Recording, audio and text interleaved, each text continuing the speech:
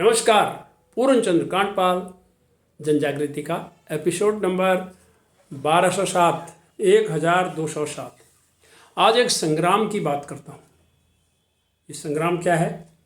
मन और बुद्धि में संग्राम जब हुआ तो जीता कौन?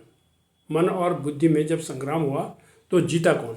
ये बहुत बड़ा खतरनाक, बड़ा जबरदस्त संग्राम होता है मन और बुद्धि का। दोनों में आपस में ये होती है कि नहीं मैं जीतूंगा, वो कहता है मैं जीतूंगा।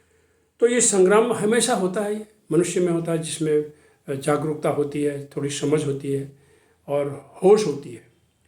मन इस संग्राम में बुद्धि को दबाना चाहता है। अब देखिए यहाँ पर हुई, मन जो है वो जो है दबाना चाहता है, उसको बुद्धि को दबाना चाहता है। बुद्धि और विवेक होता है तो उसको दबाना चाहता है, और बुद्धि मन को रोकना चाहती है।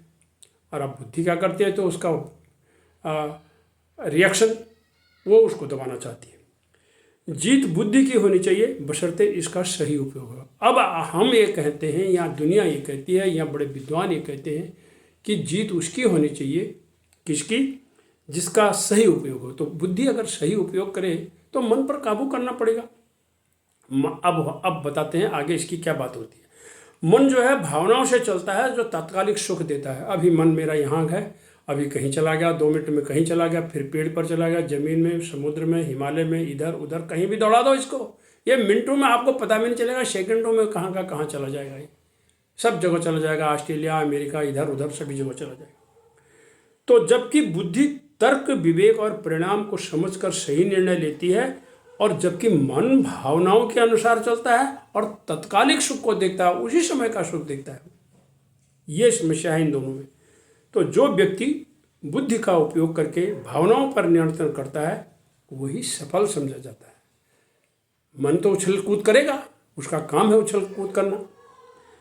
मन चंचल, इच्छाओं का दास और तुरंत संतुष्टि चाहता है। ये 3 बातें और हैं मन के बारे में। क्या है? वो चंचल है, वो इच्छाओं का दास है, तुरंत संतुष्टि, बस अभी मिलना चाहिए चाहता है। और बुद्धि सही गलत के अंतर को समझकर भविष्य की योजना बनाती है। ये है फर्क।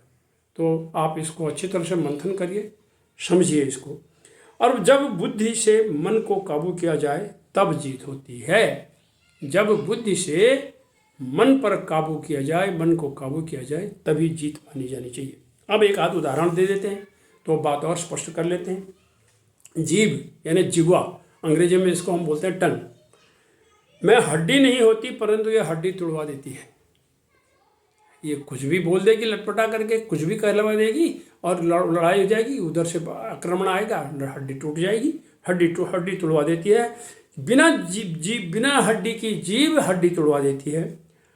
आँख ने पेड़ पर लगे संतरे देखे। अब उदाहरण देखिए, आँख है, हमारी आँख ने देखा, हम तो पेड़ पर संतरे लगे थे, बड़े अच्छे शानदार पके हुए, और मन ने कहा मीठे हैं, सुंदर हैं, तोड़ लो यार, स्वाद का आनंद लेते हैं, संतरे हैं, किसी का पेड़ है और ये तोड़ लेते हैं, ये सोचा।